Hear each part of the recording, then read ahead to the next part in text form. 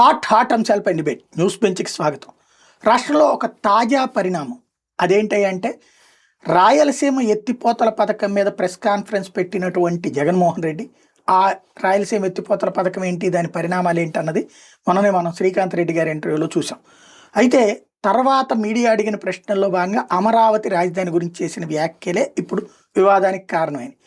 అమరావతి అన్నటువంటి దాని గురించి మీ వైఖరి ఏంటి, చంద్రబాబు గారు ఇట్లా చెప్తున్నారు కదా కొత్త భూ సమీకరణ ఇదంతా అంటే ఏంటో ఆయన చేస్తున్నారు. ఇంతవరకే చెప్పారు డిపిఆర్ వాళ్ళు ఇచ్చిన లెక్క ప్రకారమే ఎకరాకి 2 కోట్లు అవుతుందని డిపిఆర్ చంద్రబాబే ఇచ్చారు. 50,000కి 1,00,000 కోట్లు, ఇప్పటికో 45,000 కోట్లు లోన్ తీసుకున్నారు. అందులో 5,000 కోట్లు క్రిందటిసారి ఖర్చు పెట్టారు, ఇప్పుడు కొంచెం ఖర్చు పెడుతున్నారు. అంత మించి ఏం చేయట్లేదు, మళ్ళీ భూములు సేకరిస్తున్నారు. ఇంకో 50,000 కోట్లు అంటే ఇంకో 1,00,000 కోట్లు, ఇట్లా 2,00,000 కోట్లు ఒక రాజధాని మీద అవసరమా అన్న పదం వాడేసి ఏమో అనేసి వెళ్ళిపోయాడు. అయితే ఇక దాంతో ఇతను లాంటి రాక్షసుడు అసలు ఈ రాష్ట్రానికి పనికిరాడు, ఇతను లాంటి రాష్ట్ర బహిష్కరణ చేయాలి, అమరావతి రాక్షసుడు దుర్మార్గుడు, ఇతను లాంటి బ్రతకడానికి వీల్లేదు అంటూ తెలుగుదేశం సోషల్ మీడియా అట్లాగే నాయకులు పెద్ద ఎత్తున విరుచుకుపడుతున్నారు. ఈ సందర్భంలో సజ్జల రామకృష్ణారెడ్డి తెర మీదకి వచ్చి క్రైసిస్ మేనేజ్మెంట్ టైప్లో వివరణ ఏది ఈయన తరపున ఆయన ఇచ్చుకొచ్చారు. జగన్ తరపున ఏమనయ్యాయంటే జగన్ ఉద్దేశం అక్కడ జరుగుతున్న అవినీతిని ప్రశ్నించడం, అంతేగాని అమరావతికి వ్యతిరేకం కాదు. అక్కడే ఇల్లు కట్టుకున్న మొట్టమొదటి వ్యక్తి, అక్కడే ఆఫీస్ కట్టుకున్న మొదటి వ్యక్తి, చంద్రబాబు నాయుడు ఇప్పటికీ ఇల్లు కట్టుకోలేదు అన్నటువంటి పాయింట్ని రైజ్ చేస్తూ అదొక మదర్ ఆఫ్ స్కామ్స్ కిందకి మారుతోంది అమరావతి అన్నటువంటి పాయింట్ రైజ్ చేస్తున్నారు. దాంట్లో బూతులు తిట్టడం ఎందుకు అన్నటువంటిది. అసలు ఈ అమరావతి అన్నటువంటి దాని మీద వైసీపీ తీసుకుంటున్న వైఖరి రైటా రాంగా, అసలు అమరావతి మీద తెలుగుదేశం స్టాండు లేదా ప్రభుత్వం చేస్తున్న చర్యలు రైటా రాంగా, ఈ అంశానికి సంబంధించి మాట్లాడేందుకు మనతో ఉన్నారు జనచైతన్య వేదిక వ్యవస్థాపకులు అధ్యక్షులు లక్ష్మారెడ్డి గారు. నమస్తే అండి. నమస్తే. ఈ అమరావతి విషయంలో జగన్ చేసిన ఈ వ్యాఖ్యల్ని జగన్ అమరావతికి వ్యతిరేకి అన్నటువంటిది కన్ఫామ్ చేయొచ్చా? అంటే జగన్ మొదట అసెంబ్లీలో అందరి సమక్షంలో విజయవాడ సమీపంలో రాజధాని వస్తే మాకు అభ్యంతరం లేదు, మేము ఆమోదిస్తున్నాం, మద్దతు ఇస్తున్నామని ప్రకటించాడు. సో విజయవాడ సమీపం అంటే విజయవాడకి గుంటూరు మధ్యనో లేకపోతే మంగళగిరో తాడేపల్లిలో ఈ హైవేకి చుట్టుపక్కల ఉంటుందనే భావం వాళ్ళలో ఉండొచ్చు. కానీ అది తీసుకెళ్ళి దాదాపు తుళ్ళూరు అమరావతి ఆ ఏరియాలోకి తీసుకుపోయిన తర్వాత హైవే నుంచి ఒక 30-35 కిలోమీటర్లు ప్రయాణం చేస్తే కానీ రాజధాని ఆ ప్రాంతం వచ్చే అవకాశం లేదు. ఈరోజు చంద్రబాబు నాయుడు హైదరాబాద్లో ఉన్న హైటెక్ సిటీని దృష్టిలో పెట్టుకొని, ఆనాడు నేను హైటెక్ సిటీ ఆలోచన నా మిత్రులుగా ఉన్న మురళీమోహన్ లాంటి వాళ్ళకి, రామోజీరావు లాంటి వాళ్ళకి చెప్పిన తర్వాత హైటెక్ సిటీ ప్రారంభానికి ముందే వాళ్ళు భూములు కొనుక్కొని వారు విపరీతమైన లాభాలు సంపాదించారు. ఒక్క హైటెక్ సిటీకే ఇన్ని లాభాలు వస్తాయి అంటే సిటీ అనౌన్స్ చేసిన తర్వాత వెంటనే రోడ్లు, drainage, underground drainage, lighting, current, telecommunication, రకరకాల ఇన్ఫ్రాస్ట్రక్చర్ అంతా కూడా వేగంగా తీసుకొచ్చాడు. 9 నెలల్లో హైటెక్ సిటీ ఆ బిల్డింగ్ కట్టించాడు. ఆ బిల్డింగ్ పూర్తయ్యే లోపలే జైబేరి అవి ఇవి ఎన్ని వచ్చేసినాయి. అంటే అక్కడ ఆనాడున్న ప్రపంచ అవసరాల్లో హైటెక్ నిపుణులు, ఐటీ నిపుణులు ఎక్కువ అవసరమయ్యారు, వాటికి అవకాశం దొరికింది, అట్లా డెవలప్ అయింది. సో ఒక చిన్న ప్రాంతంలోనే ఇంత డెవలప్మెంట్ జరిగింది, ఇంత ఉపయోగపడింది మనకి. అటు రాజకీయ లబ్ధి, ఇటు ఆర్థిక లబ్ధి వచ్చింది. కాబట్టి రాజధాని అనే పేరుతో ఓ పెద్ద విశాలమైన 50,000 ఎకరాలు 60,000 ఎకరాలు తీసుకొని, అది కూడా మన పెట్టుబడి లేకుండా రైతుల్ని మనం ప్రోత్సహించి తీసుకొని చేస్తే బాగుంటుందనే అభిప్రాయం వచ్చాడు. అప్పుడే మేమందరం వ్యతిరేకించాం. స్వామి అగ్నివేషు, మేధా పాట్కరు, జస్టిస్ లక్ష్మణ్ రెడ్డి గారు అందరం కలిసి ఆ గ్రామాలు కూడా తిరిగాం. 125 రకాల పంటలు పండే భూమి అది. 15-20 అడుగులు తవ్వితే అపారమైన నీటి వనరులు. ఫౌండేషన్ వేయాలంటే ఎంతో 50-60 అడుగులు లోతుకి వెళ్తే కానీ ఫౌండేషన్ నిలబడే పరిస్థితి లేదు. సో అది అక్కడ కాకుండా విజయవాడ గుంటూరు మధ్య హైవేని ఆనుకొని రాజధాని నిర్మాణం చేసి ఉంటే చాలా తక్కువ ఖర్చుతో రాజధాని పూర్తయ్యేది, ప్రజలు అభివృద్ధి అయ్యేవాళ్ళు. ఒక ట్విన్ సిటీస్గా హైదరాబాద్, సికింద్రాబాద్ లాగా గుంటూరు, విజయవాడ మారిపోయి ఉండేది ఈ పాటికి. సో ఆ ప్రయత్నం ఆయన చేయలేదు. జగన్మోహన్ రెడ్డి అధికారానికి వచ్చిన తర్వాత కూడా ఆ వైపు ఆలోచించలేదు. ఆ వైపు ఆలోచించకుండా ఇది అమరావతిలో ఇంత పెట్టుబడి పెట్టడం కరెక్ట్ కాదు, అన్ని ప్రాంతాల అభివృద్ధి కావాలనే ఉద్దేశంతో ప్రాంతీయ వికేంద్రీకరణకి, అభివృద్ధి వికేంద్రీకరణకి ఆ స్లోగన్ ఇచ్చి వెల్లుండాల్సింది. ఆ నినాదం కాకుండా రాజధానుల వికేంద్రీకరణ అనే పేరుతో అక్కడ న్యాయ రాజధాని, ఇక్కడ పరిపాలన రాజధాని, అక్కడ శాసన రాజధాని, ఇట్లా అనేక పేర్లు పెట్టి ప్రజలు దాన్ని హర్షించాల. ఎక్కడా లేదు ఈ పరిస్థితి అనేది. రెండోది, మనం ప్రపంచం చూస్తే అమెరికా లాంటి దేశాల్లో కూడా చాలా పెద్ద పారిశ్రామికంగా అభివృద్ధి చెందిన దేశం. అక్కడ రాజధానులు అన్నీ చిన్న చిన్న పట్టణాల్లో ఉంటాయి. కేవలం అడ్మినిస్ట్రేటివ్ బిల్డింగ్ లాగానే ఉంటాయి. కానీ ఇక్కడ రాజధాని అనగానే ఏం గుర్తుకొస్తుందంటే బొంబాయి, కలకత్తా, ఢిల్లీ ఇవి గుర్తుకొస్తూ, రాజధాని అంటే అభివృద్ధికి సంకేతాలు, రాజధాని అంటే పారిశ్రామిక అభివృద్ధికి ఉపయోగపడేవి అనే దృష్టితో చూశారు.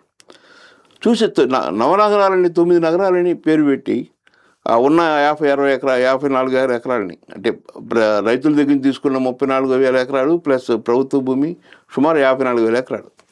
ఈ 54,000 ఎకరాలకు ఒక మాస్టర్ ప్లాన్ తయారు చేసి ఇక్కడ ఆ నగరం, ఇక్కడ ఏ నగరం అని చెప్పాడు. సో ఆ గ్రాఫిక్స్తోనే 5 ఏళ్ళు గడిచిపోయింది. అప్పుడైనా ఆయన కావాల్సినవి నిర్మిస్తే సరిపోయేది. కానీ అది అలా గడుపుకుంటూ వచ్చాడు.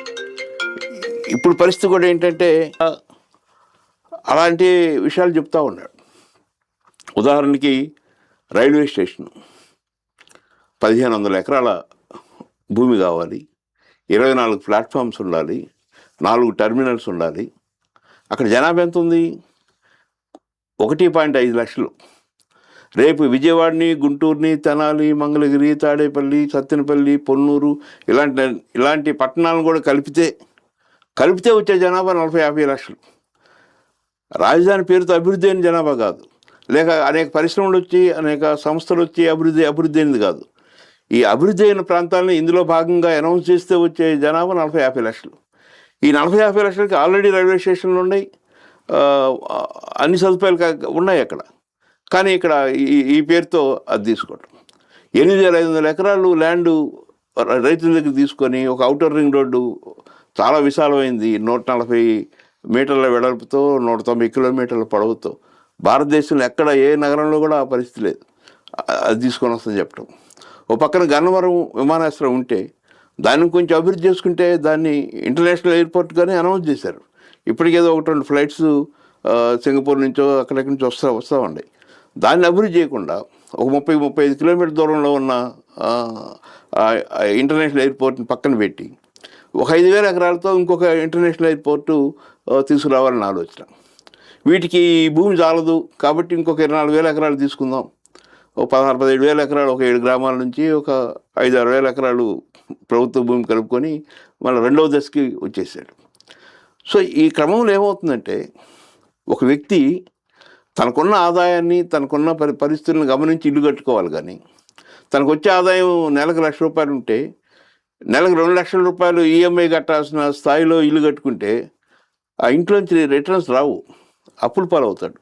చివరికి ఈరోజు ఆంధ్రప్రదేశ్ పరిస్థితి కూడా, నువ్వు ₹2,00,000 కోట్ల ఒక రాజధాని పేరుతో పెట్టేసి మిగతా ప్రాంతాలను, ఉత్తరాంధ్ర కానీ, రాయలసీమ కానీ, వెనకబడిన ప్రాంతాలు వీటిని అభివృద్ధి చేయకుండా, ఆ నీటి వనరులని సక్రమంగా ఉపయోగించుకోకుండా, ప్రాజెక్టులను పూర్తి చేయకుండా, మొత్తం వచ్చిన డబ్బంతా అప్పు చేసి, ప్రతి వారం అప్పు చేసి ఇప్పటి వరకు 3,00,000 కోట్లు దాటింది 18 నెలల్లో.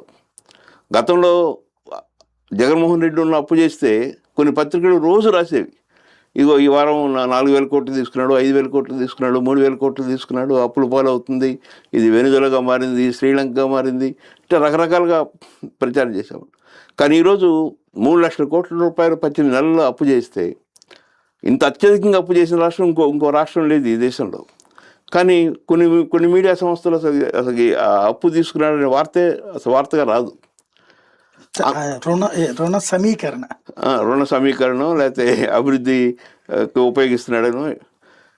ఈ అమరావతి అనేది ఎందుకు ఇంత పెద్దది కట్టాలి, ఎందుకు ఇన్ని డబ్బులు కేటాయించాలి, ఎందుకు దాదాపు 1,00,000 ఎకరాలు అవసరం అవుతుంది అనేదానికి సమాధానం లేదు. ఒక స్పోర్ట్స్ సిటీకి 2,500 ఎకరాలంట. ఇవన్నీ ఎవరు ఆలోచిస్తారు? అమెరికా లాంటి దేశం కూడా ఆలోచించలేదు, ఇంగ్లాండ్ లాంటి దేశం కూడా ఆలోచించలేదు. వాళ్ళంత అభివృద్ధి చెందిన దేశాలు కూడా, ప్రపంచాన్ని ఏలిన యూరప్ ఖండంలో ఉన్న దేశాలు కూడా ఈ రకమైన ఆలోచనలు రావు. ఇంత అంటే ప్రజల్ని ఒక రకమైన 2047 ఆయనకి అధికారం ఇచ్చింది 2029 దాకా. 29 దాకా ఏం చేస్తాడో చెప్పాలి కానీ 2047లో మోడీ వికసిత్ భారత్ అన్నాడని నేను వికసిత్ ఆంధ్రప్రదేశ్ అంటున్నాడు. కానీ ఈరోజు పరిస్థితి ఏంటంటే చాలామంది నమ్మరు. భారతదేశంలో అత్యధిక నిరక్షరాస్యత ఉన్న రాష్ట్రం ఆంధ్రప్రదేశ్. 36వ ప్లేస్లో ఉన్నాం. అలా లెక్కేసుకుంటే వ్యవసాయ ఉత్పాదకత ఎంత ఉంది, పారిశ్రామిక ఉత్పాదకత ఎంత ఉంది, ఎంప్లాయ్మెంట్ ఎలా ఉంది, ఇట్లా అనేక విషయాలు లెక్కేస్తే మనం చాలా కొన్నిట్లో అట్టడుగున ఉన్నాం, కొన్నిట్లో మధ్యస్థంలో ఉన్నాం. తలసరి ఆదాయంలో దక్షిణ భారతదేశంలో అట్టడుగున ఉన్నాం. మనకన్నా కేరళ, తమిళనాడు, పాండిచ్చేరి, కర్ణాటక, తెలంగాణ ఇవన్నీ మనకన్నా ముందు ఉన్నాయి. భారతదేశంలో మధ్యలో ఉన్నాం. ఇట్లాంటి స్థితిలో ఉన్న ఆంధ్రప్రదేశ్ని దీన్ని అభివృద్ధి చేసుకోవడానికి ప్రయత్నం చేయకుండా ఉన్న వనరులన్నీ, ఉన్న అవకాశాలన్నింటినీ ఒక రాజధాని కేంద్రంగా ఒక సెంటర్ పాయింట్ తీసుకొని అక్కడే దాన్ని అభివృద్ధి చేయాలని పరిస్థితి చేస్తే, ఇప్పుడు కేరళ ఇటీవల కాలంలో ఒక మంచి పని చేసింది. 2021లో అనౌన్స్ చేసింది, కేరళ రాష్ట్రంలో అతి పేదలు అనేవాళ్ళు ఉండకూడదు, వాళ్ళందరినీ పేదరికం నుంచి బయటపడేయాలి అని వాళ్ళు సర్వే చేసి 64,000 మందిని గుర్తించి ప్రతి ఒక్కరికి ఒక ప్రణాళికను రూపొందించి ఈ కుటుంబం పేదరికం నుంచి బయటపడాలంటే ఆ కుటుంబానికి ఏం కావాలి, ఆ బిడ్డకి ఉద్యోగమా, లేకపోతే ఎక్కడ హౌసా, లేకపోతే వైద్యమా, ఏ అవసరాలు ఉన్నాయి, ఒక్కొక్క ఇంటికి ఒక ప్రణాళికను రూపొందించి 4 ఏళ్లలో ఈ 64,000 మందిని ఆ అతి పేదరికం నుంచి మామూలు జీవితంలోకి వచ్చేట్టుగా చేయగలిగారు. అది పెద్ద అచీవ్మెంట్. భారతదేశంలో అతి పేదలు లేని రాష్ట్రంగా కేరళ ఏర్పడింది. అత్యధిక అక్షరాస్యత ఉన్న రాష్ట్రంగా కేరళ ఏర్పడింది. అతి తక్కువ అసమానతలు ఉన్న రాష్ట్రంగా కేరళ ఏర్పడింది. జీవన ప్రమాణ స్థాయి కానీ, సగటు జీవితకాలం కానీ, శిశు మరణాల రేట్లు కానీ, ఇటు అన్ని విషయాల్లో ఆ రంగాల్లో ముందుకెళ్ళింది. కారణం ఏంటి? వాళ్ళకు వస్తున్న వనరుల్ని ప్రాధాన్యత అంశాల్లో దేనికి ఎక్కువ ప్రాధాన్యత ఇచ్చారంటే ఈ పేదరికాన్ని బయటపడేయడానికి, నిరుద్యోగాన్ని బయటపడేయడానికి, నిరక్షరాస్యత లేకుండా ఉండడానికి, మహిళలు బాగా చదువుకోవడానికి ప్రాధాన్యత ఇచ్చారు. మనం ముఖ్యంగా చంద్రబాబు నాయుడు టైంలో అసలు పేదల గురించి ఆలోచించట్లా, మహిళల గురించి ఆలోచించట్లా, గ్రామాల గురించి ఆలోచించట్లా. నిరంతరం ఆదానో, గూగులో, లేకపోతే మెగా కృష్ణారెడ్డో, లేకపోతే సిద్ధి సాయి ఎలక్ట్రికల్సో ఎవరికి ఎక్కువ ఆస్తులు కట్టబెట్టి అందులో నుంచి లబ్ధి పొందుదాం. నిన్ననే సిద్ధి సాయి విశ్వేశ్వరరెడ్డి గారికి 467 ఎకరాలు కేటాయించినట్టుగా నిన్నటి క్యాబినెట్లో అనౌన్స్ చేశారు. అంటే ఒక క్యాబినెట్ మీటింగ్ జరిగిందంటే అందులో ఒక అంశం తప్పనిసరిగా భూముల కేటాయింపు ఉంటుంది. 99 పైసలకి మన లోకేష్ గారు చెప్తున్నాడు, అవును ఇస్తాం, 95 పైసలకే ఇస్తాం, మొత్తం భూమి అంతా ఇచ్చేస్తాం. ఏంటి అంటే ఆ బాడీ లాంగ్వేజ్ కానీ, ఆ మాటల తీరు కానీ ఏదో తన ఇంట్లో డబ్బు ఇచ్చినట్టు, తన హెరిటేజ్ షేర్లు అమ్మినట్టు ప్రకటిస్తున్న పరిస్థితి. ఎవరికి ఇస్తున్నారు 99 పైసలకి? వర్ష అనే ఒక 3-4 ఏళ్ల క్రితం పరిచయమైన ఒక మిత్ర బృందానికి భూమి ఇస్తున్నారు. రహేజ్ అనే ఒక రియల్ ఎస్టేట్ కంపెనీకి భూములు ఇస్తున్నాడు. లూలు అనే ఒక సూపర్ మార్కెట్ కంపెనీకి భూములు ఇస్తున్నాడు. వందల వేల ఎకరాల విలువ చేసే భూములు. కానీ ఒకవైపున రాష్ట్రంలో పరిస్థితి ఎలా ఉంది? ఈరోజు ఉదయం నేను ఇక్కడ ఐడి హాస్పిటల్కి వెళ్ళి వచ్చాను. అక్కడికి ప్రతి శనివారం ఎయిడ్స్తో HIV పాజిటివ్గా ఉండి బాధపడే వాళ్ళు మందుల కోసం వస్తున్నారు. 2,50,000 మంది ఉన్నారు ఈ రాష్ట్రంలో. 2,50,000 మంది ఆ రకంగా HIV పాజిటివ్తో బాధపడుతున్న పేద కుటుంబాలు ఉంటే వాళ్ళకు ఒకప్పుడు అందరికీ పెన్షన్ వచ్చేది, ఒక్కొక్కరికి 4,000 రూపాయలు చొప్పున. ఇప్పుడు అందులో 40,000 మందికి పెన్షన్ వస్తున్నాయి, 2,10,000 మందికి పెన్షన్ లేదు. ఎవరు తీసేశారు? ఎందుకు తీసేశారు? ఎవరు తీసేశారు? అంటే రాను యాడ్ అవుతుంటాయి కదా. ఒకప్పుడు 40,000 మందికి వచ్చేది, ఆ 40,000 మంది అట్నే ఉంచేశారు. అదనంగా యాడ్ అయిన వాళ్ళకి ఇవ్వటంలా. వాళ్ళని చూస్తే ఎంత పేదరికంలో ఉన్నారంటే మొత్తం 3 ఏళ్ళ 4 ఏళ్ళ 5 ఏళ్ళ పిల్లలు కూడా వాళ్ళు చేసిన పాపం ఏం లేదు, వాళ్ళ తల్లిదండ్రుల యొక్క తప్పుల వలన బిడ్డలు అలా తయారయ్యారు. సో అలాంటి వాళ్ళకి మేలు చేయాలనే తపన లేదు. అట్నే ఇదే గుంటూరు నగరంలో ఈ బొంగళాల బీడు దగ్గర చెత్త పేపర్లు ఏరుకునే వాళ్ళు ఒక 60-70 కుటుంబాలు ఉన్నాయి. అక్కడ పాతూరు దగ్గర అక్కడ ఒక డంపింగ్ యార్డ్ దగ్గర ఒక 70-80 కుటుంబాలు ఉన్నాయి. వీళ్ళకి ఎవరికి ఆధార్ కార్డులు కూడా లేవు, వీళ్ళకి ఎవరికి రేషన్ కార్డులు లేవు, ఓట్లు లేదు, చదువు లేదు. అంటే ఇలాంటి వాళ్ళు మొత్తం ఎతుకులాడితే కొన్ని వేల మంది ఒక్కొక్క జిల్లాలో కనపడతారు, లక్షల మంది ఈ రాష్ట్రంలో కనపడతారు. వాళ్ళని పైకి తీసుకురావడానికి అదొక ప్రధాన సమస్యగా తీసుకోవాలి. వాళ్ళ గురించి పట్టించుకోరు, వాళ్ళకి ఓట్లు కూడా ఉండవు. అంటే ఇక్కడ ప్రభుత్వం చెప్పే పాయింట్ వచ్చేటప్పటికి ముందు మన దగ్గర విడిపోయిన తర్వాత క్యాపిటల్ కోల్పోవడం వలన మన దగ్గర ఆదాయం లేదు. ఈ ఆదాయం రావాలంటే ఉన్న ఏకైక మార్గం అలాంటి ఆదాయ జనరేటెడ్ క్యాపిటల్. ఆ ఆదాయ జనరేటెడ్ క్యాపిటల్ జగన్మోహన్ రెడ్డి ఏమో అమరావతిలో కుదరదని విశాఖపట్నం అన్నాడు. ఇప్పుడు మేము కూడా విశాఖని ప్రయారిటీ ఇస్తున్నాం, అక్కడికి వచ్చేవాళ్ళని అక్కడికి పిలుస్తున్నాం. అదే సందర్భంలో భవిష్యత్తులో ఆదాయ జనరేటెడ్ లైక్ హైదరాబాద్, చెన్నై, బెంగళూరు తరహాలోకి దీన్ని తయారు చేస్తాం అమరావతి, అందుకోసం తప్పదు ఈ స్థాయి ఖర్చు అన్నటువంటిదే ప్రజల్ని కన్విన్స్ చేస్తుంది. ప్రజలు కన్విన్స్ అయింది కూడా. కానీ అమలు నుంచి 11 సంవత్సరాలు గడిచింది. ఈ 11 సంవత్సరాల్లో ఒక్క కంపెనీ, 1000 మందికి ఉపాధి కల్పించే కంపెనీ ఒక్కటి రాలా. అంటే ఈ ఇన్స్టిట్యూట్ చెప్తారు కదా, ఎస్ఆర్ఎం, విట్టు, అవి విద్యా సంస్థలు, హాస్పిటల్స్. దాంట్లో ఎంతమందికి ఎంప్లాయ్మెంట్ ఇస్తారు? ఎయిమ్స్ లాంటి సంస్థ ఎక్కడో అనంతపురం రావాల్సిన సంస్థని ఇక్కడున్న ల్యాండ్కి వాల్యూ పెంచాలని మంగళగిరి తీసుకొచ్చారు. మంగళగిరికి ఒక 2 కిలోమీటర్ల దూరంలో ఎన్ఆర్ఐ హాస్పిటల్ ఉంది, ఇంకొక 5-6 కిలోమీటర్ల దూరంలో రమేష్ హాస్పిటల్ ఉంది, మణిపాల్ హాస్పిటల్ ఉంది. అంటే ఆల్రెడీ సూపర్ స్పెషాలిటీస్ విపరీతంగా ఉన్న ఏరియాలో పేదలకు ఉపయోగపడి ప్రభుత్వ వైద్యం అందించే All India Institute of Medical సైన్సెస్ని అనంతపురం లాంటి చోటనో లేకపోతే మాచర్ల లాంటి చోటనో బాగా వెనకబడిన ప్రాంతాల్లో పెట్టగలిగితే ఇంకా ఎక్కువ ఉపయోగం ఉండేది. అంటే ఢిల్లీ లాంటి చోట్ల ఉంటుంది. ఢిల్లీలో పేదలు కాదు కదా, పెద్దవాళ్ళే వెళ్తూ ఉంటారు, మధ్యతరగతి కూడా. ఢిల్లీ స్టార్టింగ్లో 1956 ఆ ప్రాంతంలో జవహర్లాల్ నెహ్రూ అదొక మోడల్గా ఢిల్లీలో తీసుకొచ్చారు.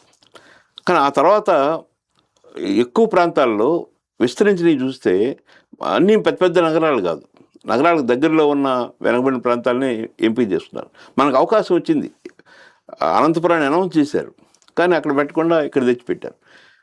ఎస్ఆర్ఎం యూనివర్సిటీ కానీ విట్ కానీ వాటికి ఎకరా ₹1,00,00,000 చొప్పున 25 లక్షలు 25 లక్షల చొప్పునేమో ప్రైవేటు యూనివర్సిటీస్కి, ప్రైవేటు స్కూల్స్కి, కాలేజెస్కి ఇస్తున్నాడు. ₹4 కోట్లకేమో స్టేట్ బ్యాంక్కి, రిజర్వ్ బ్యాంక్కి ఇస్తున్నాడు. అంటే వాళ్ళు భరించగలరు, వీళ్ళు భరించలేరని కదా. అట్టగా ఉద్దేశం అది కాదు. స్టేట్ బ్యాంక్ నుంచి, రిజర్వ్ బ్యాంక్ నుంచి తిరిగి ప్రతిఫలాలు ఏమి రావు, వీళ్ళ దగ్గర నుంచి వస్తాయి. వీళ్ళకి 200 కోట్లు, 200 ఎకరాలు, 300 ఎకరాలు ఇచ్చినా తిరిగి ప్రతిఫలం వస్తుంది. వాళ్ళు ఎవరు చెప్పుకోరు ప్రతిఫలం ఇచ్చామని. కాబట్టి అదొక ఈజీ మనీ అలవాటైపోయింది. గత 18 నెలల్లో నేను గమనిస్తే, ముఖ్యంగా చంద్రబాబు నాయుడు పాలనలో పెద్ద పెద్ద వాళ్ళకి 100 ఎకరాలు కట్టబెట్టి వాటి నుంచి తిరిగి రాజకీయ లబ్ధి, ఆర్థిక లబ్ధి పొందాలనే తపన తప్పితే పేదల గురించి మాట్లాడటం కానీ, రైతుల గురించి మాట్లాడటం కానీ జరగటంలా. ఈరోజు ఈ 1 ఇయర్లో మనం చూస్తే టమాటా కిలో ₹2 అమ్మింది, మామిడికాయలు కిలో ₹2, ₹3 అమ్మారు చిత్తూరు దగ్గర, మిర్చి, పత్తి, మొక్కజొన్న, ఏ పంట దేని తీసుకో గిట్టుబాటు ధర కానీ, మంచి ధర కానీ, రైతులు వచ్చారు, సుభిక్షంగా ఉన్నారు, ఆనందంగా ఉన్నారనే పరిస్థితి లేదు. దాని మీద నువ్వు కాన్సన్ట్రేషన్ లేదు. అంటే ధరల స్థిరీకరణ, సమస్యల పరిష్కారం, అంటే సకల నొప్పుల పరిష్కారం జెండా స్మార్ట్ టైప్లో సర్వ సమస్యల పరిష్కారం అమరావతి సక్సెస్ అయిపోతే ఆ వచ్చే డబ్బులతో రాష్ట్రం అంతా బతికేస్తుంది. ఇప్పుడు హైదరాబాద్ డబ్బులతో తెలంగాణ అంతా బతికేస్తుంది. ఇదే ఆయన చెప్పేది. ఆ మాటని నమ్మేదే ఆంధ్రప్రదేశ్లో ఉన్నటువంటి ఇతర పార్టీలు కూడా, అలాగే పబ్లిక్ కూడా. దాని కారణంగానే కదా జగన్ కూడా పక్కన పెట్టింది. హైదరాబాద్ అనేది ఇప్పుడు డెవలప్ అయింది కాదు, ఈ 20 ఏళ్ళ, 30 ఏళ్ళలో, 50 ఏళ్ళలో డెవలప్ అయింది కాదు. హైదరాబాద్ నగరం 500 సంవత్సరాల క్రితం నిజాం పాలనలో ప్రపంచంలో అతిపెద్ద ధనవంతులుగా మారిన పరిస్థితి. అప్పుడే ఉస్మాన్ యూనివర్సిటీలో ఉర్దూ మీడియంలో post graduation classes, technical courses నడిపిన పరిస్థితి.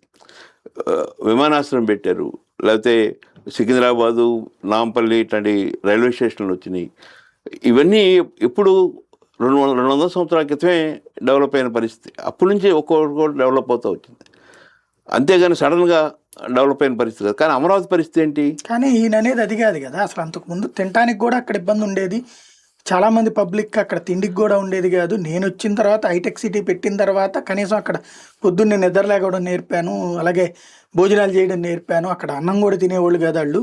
ఆ రోజుల్లో గంజి తాగడమో లేకపోతే ఏదో రాగి ముద్దలు ఇట్లాంటివి తిని బతికేటటువంటి రోజుల్లో నేను వచ్చాక మార్చాను. ఈ 25 ఏళ్లలోనే ఈ డెవలప్మెంట్ అన్నటువంటిది కదా చెప్పేది. అంటే అది ఆయన అతిగా చెప్పుకుంటున్నాడు. అంటే కంప్యూటర్ నేనే కనుక్కున్నాను, సెల్ ఫోన్ నేనే కనుక్కున్నాను, నేను రాకముందు సెల్ ఫోన్ ఇంత లేదు, నాదెళ్ళ ఆయన పేరేంటి, సత్యనాథ్ సత్య నాదెళ్ళకి నేను దావ చూపించాను. ఇవన్నీ ప్రజలు నవ్వుకుంటున్నారు. ఆ టైంలో ఐటీ డెవలప్ అయిన టైంలో పూనా డెవలప్ అయింది, చెన్నై డెవలప్ అయింది, బెంగళూరు డెవలప్ అయింది, గురుగాం డెవలప్ అయింది, చాలా ప్రాంతాలు డెవలప్ అయినాయి. అది ఆనాడు ప్రపంచం మనకి ఇచ్చిన అవకాశం. అది ఆ అవకాశాన్ని అందిపుచ్చుకొని మనం ముందుకెళ్ళాం. కానీ చంద్రబాబు నాయుడు అయిన తర్వాత కూడా 2004 నుంచి 2014 దాకా చంద్రబాబు నాయుడు లేడు కదా హైదరాబాద్లో. ఈ 10 ఏళ్లలో 2004 నుంచి 2014 మధ్య ఎంత వేగంగా అభివృద్ధి అయింది. అవుటర్ రింగ్ రోడ్ రావటం, అవన్నీ నేను చేయబట్టినే అంటున్నారు. హైటెక్ సిటీ నేను కట్టించబట్టి ఇవన్నీ వచ్చినాయి. హైటెక్ సిటీ ఒక చిన్న బిల్డింగ్ అది.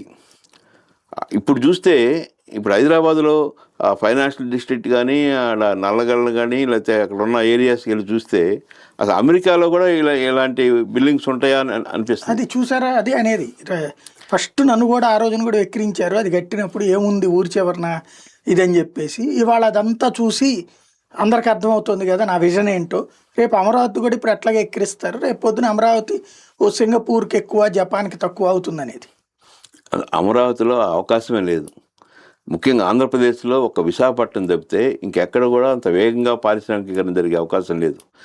విశాఖపట్నం కూడా ఎందుకు ఉందంటే అవకాశం, అక్కడ చాలా సంవత్సరాల నుంచి steel company, iron and steel ఉండటం, లేక పోర్ట్ ఉండటం, ఒక కాస్మోపాలిటియన్ కల్చర్ ఉండటం, ఒక కమ్యూనిటీ డామినేషన్ లేకపోవటం, ఒక ప్రశాంత వాతావరణం ఉండటం, ఇవన్నీ కలిసి వచ్చినాయి.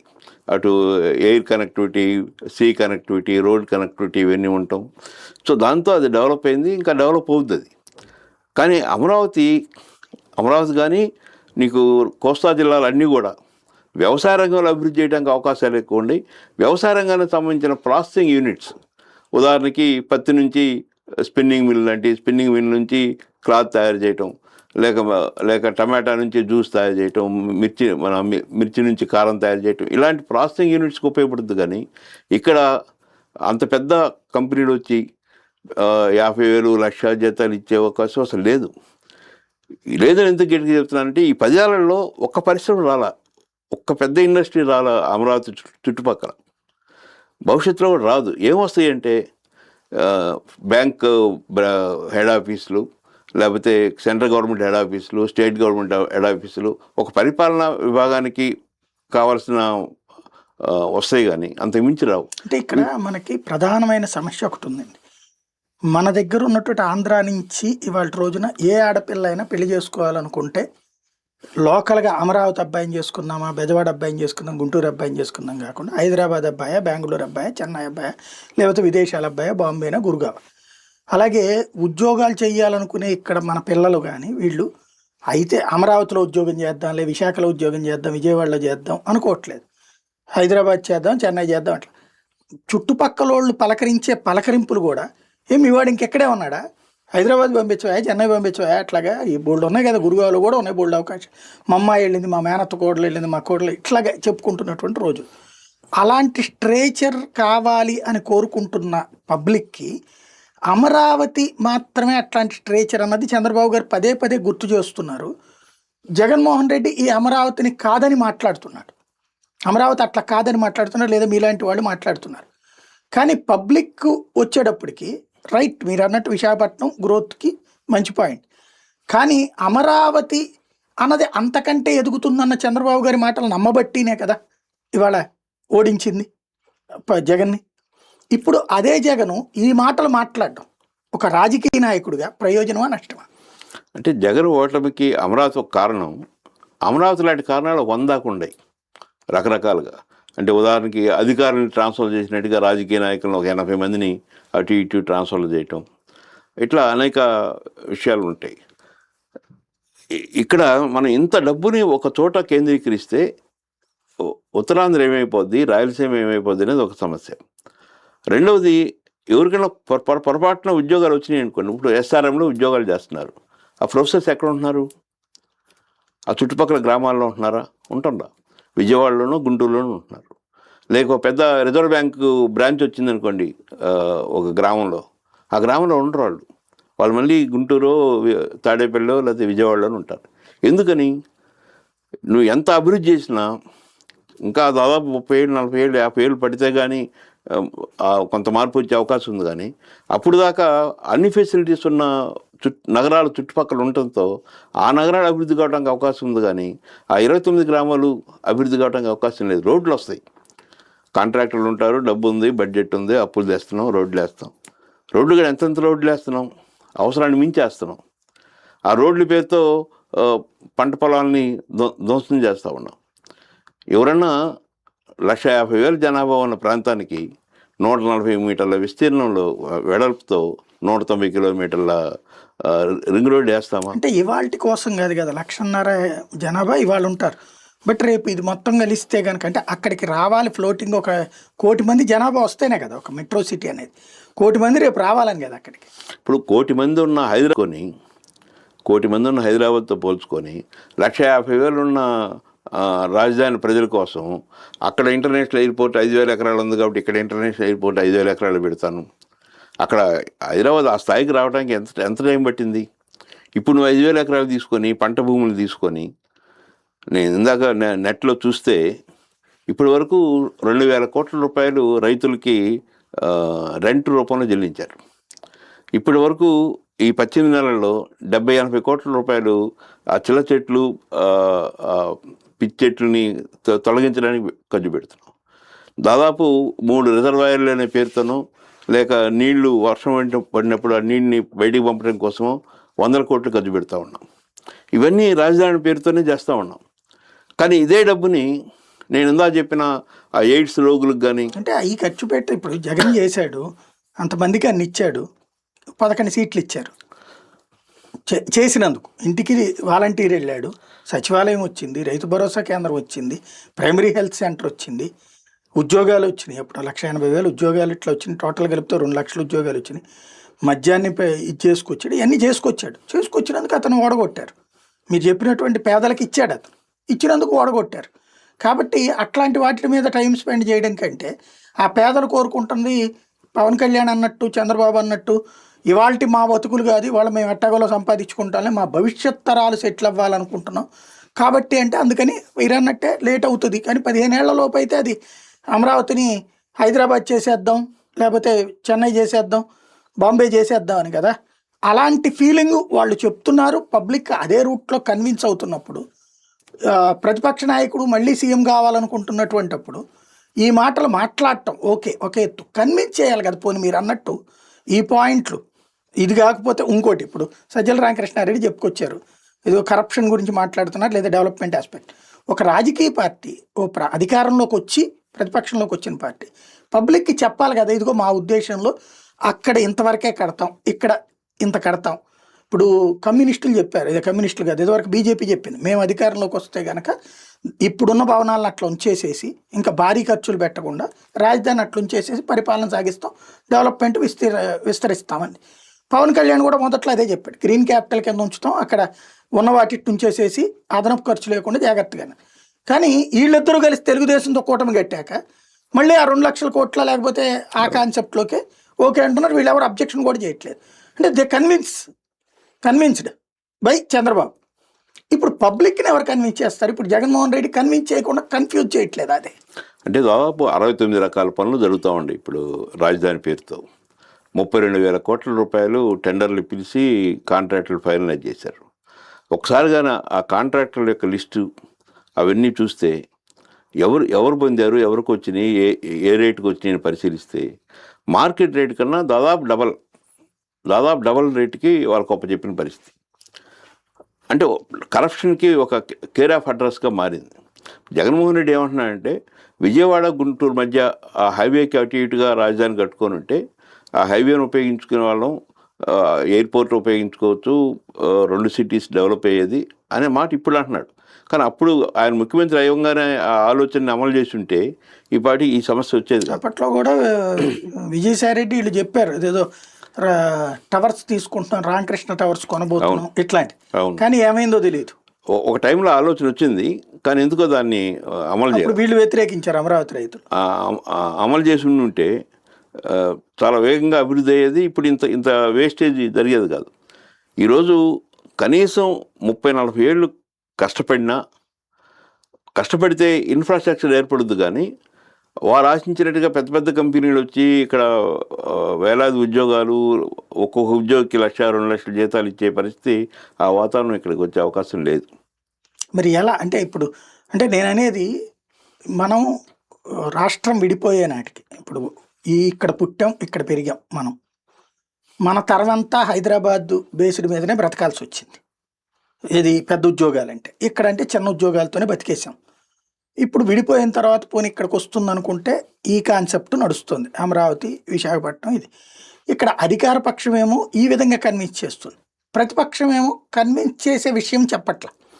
అంటే మన రాష్ట్రం యొక్క స్వభావంతో పారిశ్రామికంగా సాఫ్ట్వేర్లో వీటన్నిటి అభివృద్ధి కావాలంటే విశాఖపట్నాన్ని ఎన్నుకొని ఒక బాంబే లాగా, మనకి ఎట్లయితే ఆర్థిక రాజధాని బొంబాయి అని మనం ఎలా చెప్పుకుంటున్నామో ఆ రకంగా విశాఖపట్నం డెవలప్ చేయొచ్చు.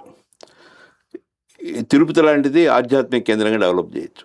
రాయలసీమ లాంటివి సోలార్ హబ్గా కానీ, లేకపోతే హార్టికల్చర్ హబ్గా కానీ, లేక మినరల్స్ను ఉపయోగించి ప్రాసెసింగ్ చేసేవాటి కానీ, అంటే ఎక్కడ ఏ అవకాశాలు ఉన్నాయో వాటిని వెతికి పట్టుకొని అక్కడ అవకాశాలని అందిపుచ్చుకొని ముందుకెళ్తే అభివృద్ధి కావడానికి అవకాశం ఉంది.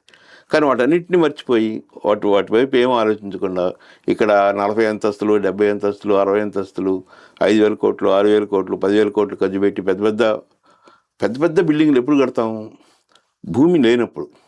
ఓ పక్కేమో 1,00,000 ఎకరాలు తీసుకుంటున్నావు, ఇంకో పక్కేమో 40 అంతస్తులు, 50 అంతస్తులు పైకి వెళ్తానంటున్నావు. ఎందుకు వెళ్తున్నావా అంటే ప్రపంచంలో కల్లా అతిపెద్ద నగరంగా ఉండాలి, ప్రపంచంలో కల్లా అతిపెద్ద బిల్డింగ్ ఉండాలి, ఆ కాన్సెప్ట్ తీసుకొస్తున్నా. ఆ కాన్సెప్ట్ ఎవరు తీసుకురావాలి? పేదవాడు కాదు. అసలు రోజు తిండి కోసం ఆలోచించే వాళ్ళు ఎక్కువ మంది ఉన్న సమాజంలో, ఉద్యోగాలు లేక ఇబ్బంది పడుతున్న సమాజంలో, తన మాతృభాషలో తన పేరు రాసుకోలేని సమాజంలో వాటిని పైకి తీసుకొస్తే అప్పుడు వాళ్ళ కెపాసిటీస్ పెరుగుతాయి, క్యాపబిలిటీస్ పెరుగుతాయి, వాళ్ళ ఉత్పాదక శక్తి పెరుగుద్ది, సంపద సృష్టి జరుగుద్ది. ఇప్పుడు సంపద సృష్టి జరగటం లేదు, అప్పుల సృష్టి జరిగి అప్పుల నుంచి కొద్ది కుటుంబాల సంపదని పొందే వైపు నడుస్తూ ఉన్న పరిస్థితి.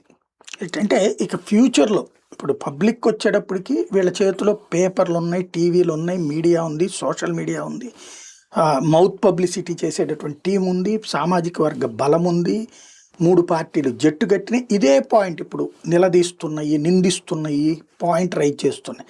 అమరావతి కరెక్టు, అక్కడ అన్ని కోట్ల రూపాయలు పోయడమే కరెక్టు, తద్వారా దేశంలోని నెంబర్ 1 అయిపోతుంది అన్నటువంటి నమ్మకాన్ని ముగ్గురు కల్పిస్తున్నారు.